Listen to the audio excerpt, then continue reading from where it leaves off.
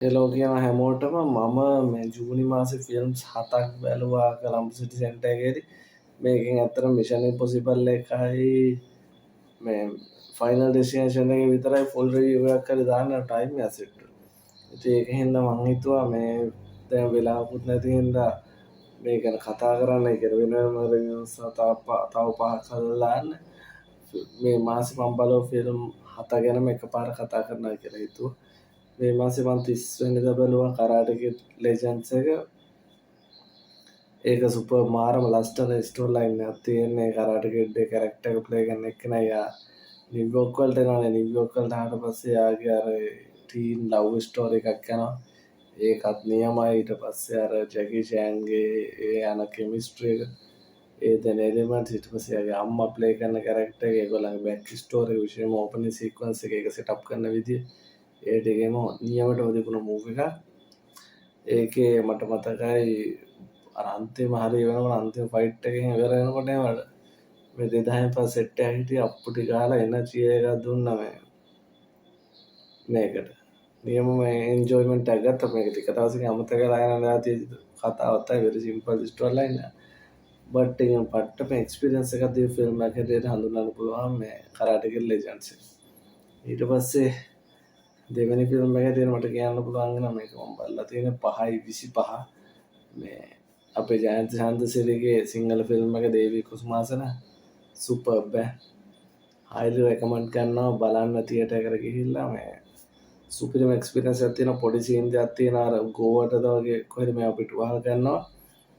එතකොට ඒ සීන් එකේ හරි පොඩ්ඩක් මුහුදේම විෂුවල් ඉෆෙක්ට්ස් පොඩ්ඩක් පේනවා. ඒ වගේ තැන් දෙක තුනක් පොඩ්ඩක් තිබුණා.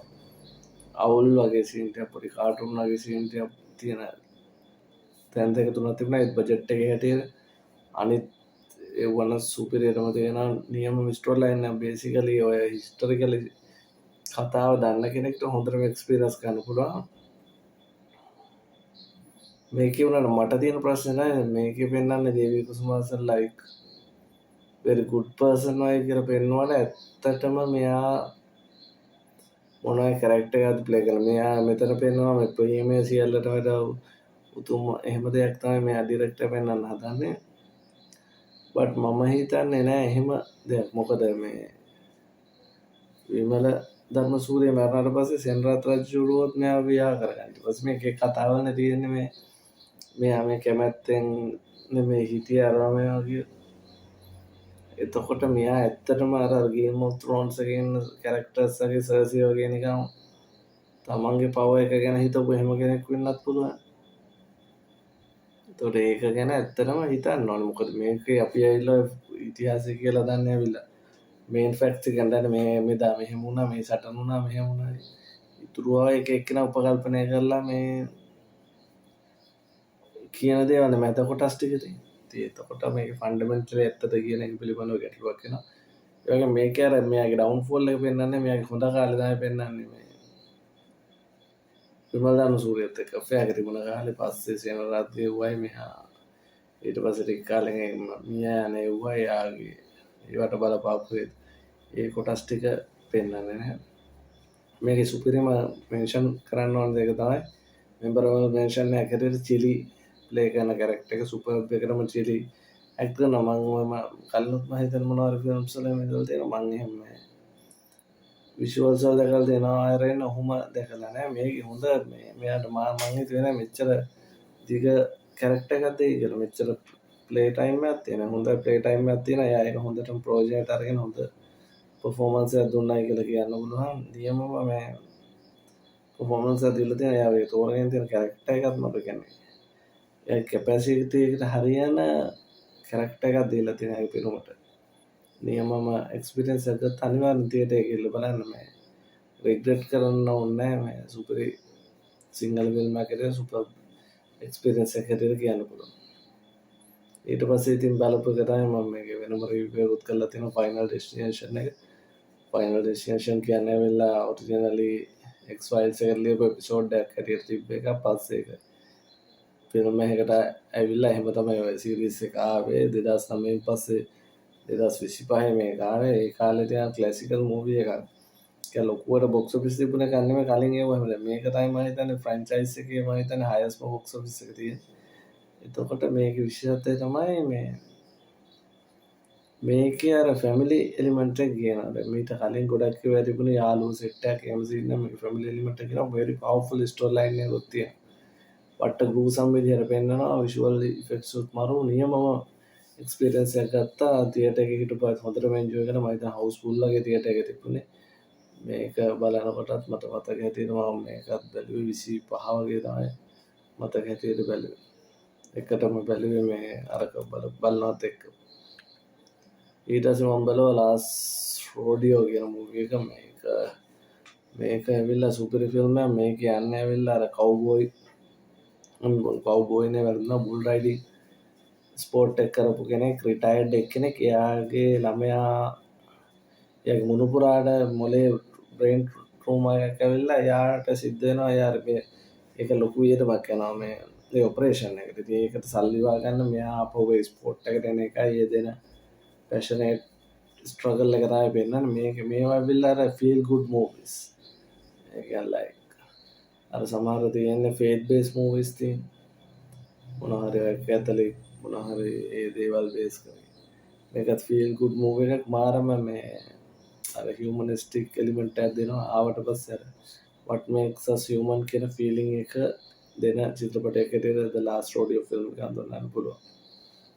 ඊට පස්සේ තමයි ලීලෝ ඇන්ඩ් ස්ටිච් එක පට්ටම් ෆිල්ම් එක මම දැක්ක සමහරු මේ පිටරට කට්ටිය මම හිතේ ඇමරිකන් රිවියුවර්ස් ලම දාලා තියෙන ඔරිජිනල් ලීලෝ ඇන්ඩ් ස්ටිච් එක මේක අන්ඩර්ස්ටෑන්ඩ් කරන්නේ නැතුව තමයි මේක මේ අතලා තියෙන කියලා මම දැන් වාර්තා වෙන විදිහට පට්ටම් බොක්ස් ඔෆිස් ඉන්කම් එකක් තියෙන්නේ.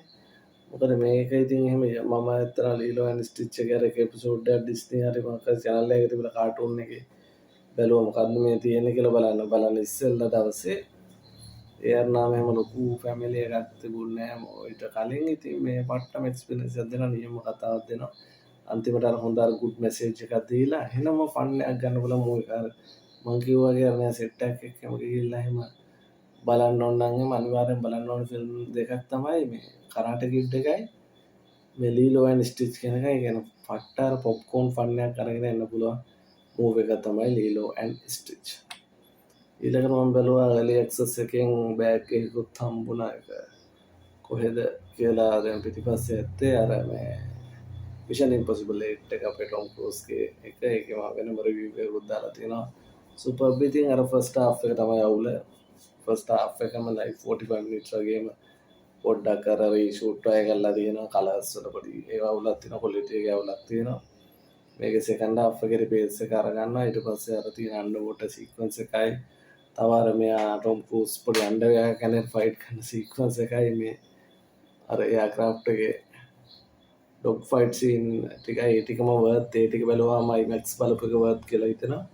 අර ෆස්ට් හාෆ් එක තමයි පොඩ්ඩක් මේක ඩ්‍රැග් වුණා කියලා හිතෙන්නේ. ඒක පොඩ්ඩක් too much ඩ්‍රැග් වුණා. ෆ්ලෑෂ් බෑක් සීක්වෙන්සස් පෙන්නනවා එහෙම සීන් එක කිරේ අතරම කලින් ෆිල්ම් බැලුවේ නැතත් මේක බැලුවම මේක ෆස්ට් හාෆ් එකේ වෙන ෆ්ලෑෂ් බෑක් සීන් එකෙම කතාව කලින් ඉස්සර මොකද උනේ කියලා හොයාගන්න පුළුවන්.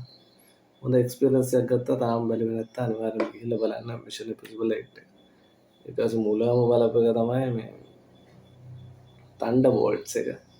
ඒකත් කියන්න ඕනේ ලොකුවට හිට් උන්නේ නැහැ. දැන් ඉතින් MCU එකේ තියෙන ෆැටිග් එක වගේ තියෙනවානේ. ඉතින් මිනිස්සු එහෙම දැන් ඒකේ ටච් එක කියන්නේ MCU බට් මම නම් එන්ජොයි කළා හොඳටම. මොකද මම මේකේ මේ තන්ඩර්බෝල්ට්ස් කියන ඔය කැරක්ටර්ස් ඔය සෙට් එකේ එහෙම කලින් මූවිස් එකෙන් දැනගෙන හිටියා මෙහෙම සෙට් එකක් ඉන්නයි කියලා. දන්නේත් නැහැ තන්ඩර්බෝල්ට්ස් කියලා. බට් මම බලලා හොඳ එක්ස්පීරියන්ස් එකක් ගත්තා. හොඳ ෆනි මූවි එකක්. ෆන් එලිමන්ට්ස් තියෙනවා. හොඳට ඒවා පිච් කරලා තියෙනවා. නියමම මේ එක්ස්පීරියන්ස් එකක් ගත්තා. විෂුවල් ඉෆෙක්ට්ස් හොඳයි. අර කවුද අපේ වින්ටර් සෝල්ජර් බයික් එක එන සීන් එකේ පොඩි සීන් එකක් හැබැයි තියෙන්නේ. ඒක වින්ටර් සෝල්ජර් එක යුටිලයිස් කරලා තියෙනවා මදි කියලා හිතෙනවා. බට් ඒ සීන් එකේම සුපිරියටම ෂූට් කරලා තියෙන ඇක්ෂන් හොඳයි.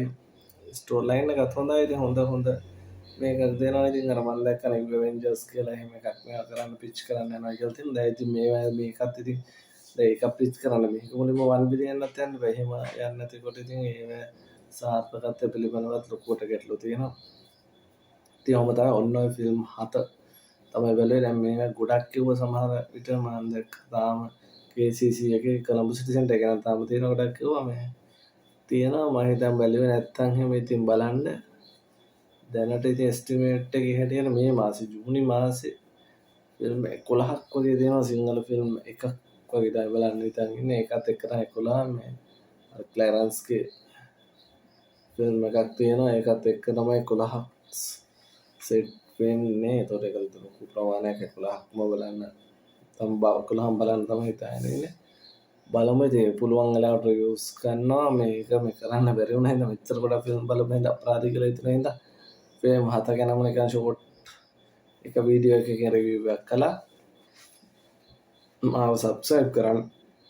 ඉස්සරහට පොඩි DJ වේ මයික් එක කරන් පොඩි සෙටප් එකක් තාම පුළුවන් හදලා හරි නැත්නම් මයික් එක කල්ලා ඔඩියෝ පොඩ්ඩක් හදාගෙන එහෙම කරන්න බලාපොරොත්තු වෙනවා. තව මාස ඉතින් දෙසැම්බර් වලින් අන්තයි පස් මොඩුවක් ගත්තරත් ෂුවර් නෑ මොකද වෙලාව ප්‍රශ්න තියෙනවා. ජොබ් වල එක එතකොට ඔක කරන්න හම්බෙයිද කියන එකත් බලලා එපා මුලින්ම ගන්න ඉක්විප්මන්ට්ස් එක තමයි තියෙන්නේ. මේ සබ්ස්ක්‍රයිබ් කරලා සපෝට් එකක් දෙන්න කියලා ඉල්ලනවා.